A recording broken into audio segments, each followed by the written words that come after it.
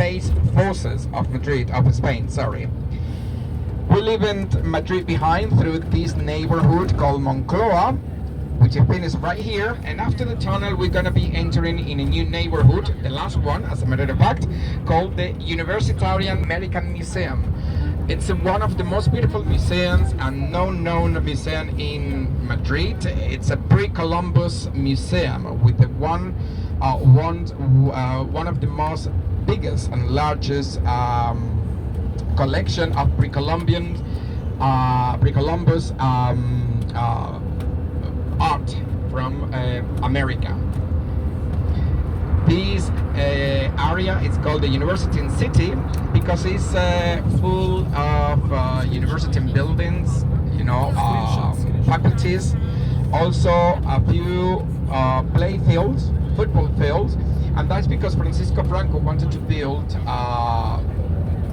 in his intention of become modern and to look like that we were not under a dictator regime. He wanted to build something very Americanish, if you see what I mean. So that's why he built this area similar to the ones that you actually find in United States. Then we're gonna see this building on the left-hand side. This one is called the Moncloa Palace. Moncloa Palace is the White House of Spain. Okay, here is where the President of Spain, Mr. Sanchez, work every single day.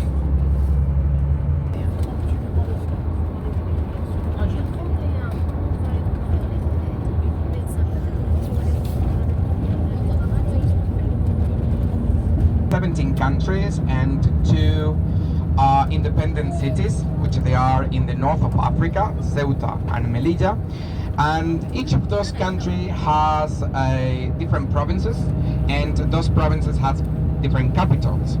Okay, so Madrid is actually the smallest one, but it's the most populated one as well. Madrid has only one province, which is Madrid, and the capital of that province is also Madrid.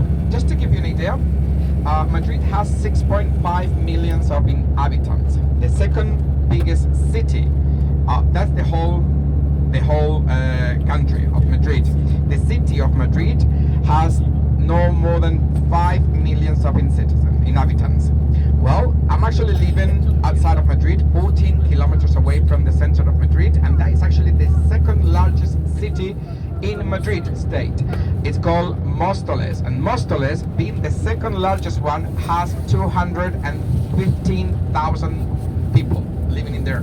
So you can see the difference between the city center and the rest of the cities around Madrid. Well, now we're gonna go to another different state that is called Castilla y León, which has 9 provinces, and we're going to visit 2 of those provinces. Castilla y León is actually the largest community or state in Spain, but also is the one with less inhabitants. As a matter of fact, the whole community of Castilla y León has no more than 1.7 million of inhabitants. So if you actually see the difference between Madrid, it's enormous. We're going to see Avila first, which has no more than 65,000 people, and then we're going to go to Segovia, which is not more than 75,000 people living in the city. So if you compare that to Madrid, that is big, a big difference. Now what we're going to do is we're going to leave behind the community of Madrid, and we're going to go through those mountains that you actually see on the right hand side or right in front of you. Those mountains belongs to a national park, one of the 7 national parks that we have in Spain. That is called Guadarrama Park, and Guadarrama National Park. And what we're going to do is we don't going to go up in the mountains, so we're going to go under the mountains through a very large tunnel. It's actually the 3rd largest tunnel in Spain, and it's called Guadarrama Tunnel. We don't actually kill ourselves giving names out to things. Guadarrama Mountains, Guadarrama Tunnel, that's it. Okay, so once we actually pass over the tunnel, we're going to be in a different state, in Castilla y León. Well, those mountains also divide Spain into two, north and south, and that's going to be very interesting and very important for our history today, you know, because as you know, Spain was conquered by the Romans in the century 2. Then in the century 8 we have the Muslims coming over from the south of Spain, north of Africa, cross over to the south of Spain and push up all the citizens that they were living in here all the way up to the north of Spain, to a place called Asturias. It was like a small area, you know, with all the Christians, you know, stayed recluded in there. And you know, then the Christians decide to fight back the Muslims, and that fight is what we call the Reconquista or the Reconquer period, which was almost 5 centuries, which started in the century 10, 11 and finished in the century 15 in the 1492 with the Queen Isabel of Castile and Fernando of Aragon. I'm gonna tell you about that later on. In the way up, just before we get over the mountains, we're going to see on the left hand side a huge cross on the far way. You know, that cross belongs to a very important monument that we have in Spain. It's called well, it used to be called the Fallen Valley. Now it's called the Cuelgamuros Valley. That monument is where the dictator Francisco Franco was buried when he died back in 1975. So he was not there buried on his own. He also was buried there with more than 22,000 people. Those people, most of them were soldiers and, you know, people that follow him. But also there were a lot of prisoners that they were forced to build that monument on his name. So it's like a pyramid, like a pharaoh tomb. Nowadays the dictator is no longer there. His family is looking after his remains, his ashes, and the monument is going to become the memory center of Spain for future, you know, to have all the records and you know, to preserve all the memory of the Civil War and period works. Do you understand me, guys? Yeah, fantastic.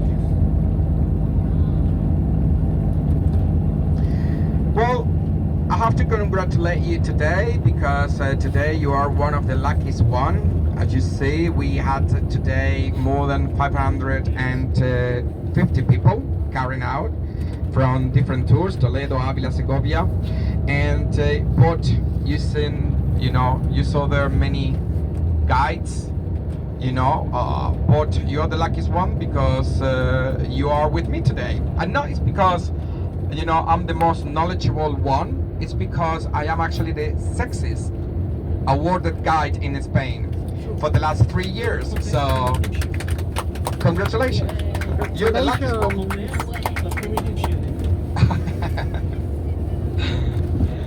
But now I need to be a little bit serious. Well, I like to have fun on my tours, but right now I need to be a little bit serious because I need to give you some issues. Well, one of the important one is that I'm going to hand you a radio device. That radio device have to be hanging from your neck all day long. Okay, it's very important because it has like a string, you know, with orange color, same as my jumper, and in that string has a telephone number, and also behind the radio there is a telephone number. In case any one of you get lost today, this is the number that you have to call. But I have to stress you out on this matter. You have to make sure that you follow me all the time during this tour. Why is that? Because if you get lost, that's going to frustrate you, it's going to stress you a lot, and also if we don't manage to find you, first you have to make your way back to Madrid by yourself, which is quite expensive, and timing, you know, it's going to take you a lot of time because what we're going is quite far away. And secondly, you have to make sure that you go back to the office to hand out the radio. Otherwise, this radio is going to be purchased on you, basically, which is actually quite a lot of money because it's 50 euros. So make sure that you don't stop seeing me during the tour. Today I'm going to give you different timing. This is important, you to follow the timings, and respect the timing on behalf of the other passengers as well. And also, it will make the tour easy for everyone. Okay, I'm going to give you time for you to go to the bathroom. I'm going to give you time for you to eat. Unfortunately, there is no time for you to do shopping. Okay, this is not a tour for shopping. This is a cultural tour for knowing to know the cities. But you're gonna have some time, to do a little bit of everything. Wherever we go into, you can actually buy souvenirs if you want to. I will let you know where, but you're gonna have time for everything if you follow, the schedule. So don't worry for that. We're gonna have different times of several, moments for you to use the toilets as well. Okay. Now what we're going to do is we're going to go to Avila first. In Avila we're going to stop for to give you some time for you to go to the toilet, and then we're going to start to do the walking tour. In Avila we're going to split the group in two, because Avila is quite special, and the rule is that we cannot carry more than 30 people per guide. So it will be another caller waiting in there for you. So we're going to split the tour in two, and then in Segovia we're going to get together again, and everyone will come with me. Okay. So my colleague in Segovia, in Avila, sorry, it's called Gloria. She's amazing. She's from the city of Avila, and she's the person that knows more about Avila than anyone else. Then we're going to do different visits. We're going to go inside of the wall. We're going to be walking around the city. It's going to be very cold. Avila is actually the coolest city in Spain. And then we're going to go to